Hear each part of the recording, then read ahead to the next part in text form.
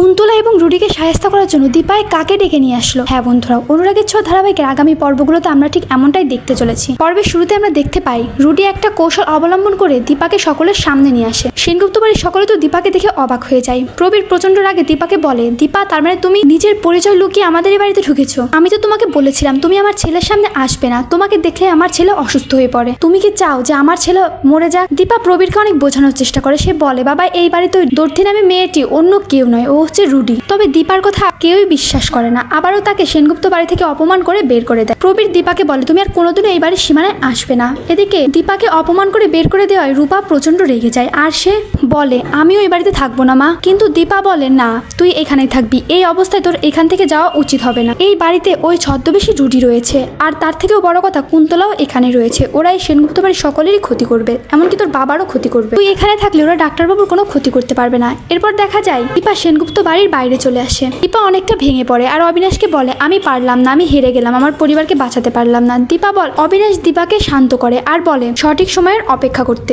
এরপর দীপা তার ফোনটা বের করে কাকে একটা ফোন করে আর তাকে জানায় যে এখন সময় হয়েছে, তোমাকে যে দায়িত্বটা দিয়েছি সেটা পালন করার। তুমি প্রস্তুত তো আসার জন্য? তো বন্ধুরা এখন কি হবে, তোমাদের কি মনে হয় দীপা কাকে ফোন করে আসতে বললো? কমেন্টে জানিয়ে দাও তোমাদের মতামত।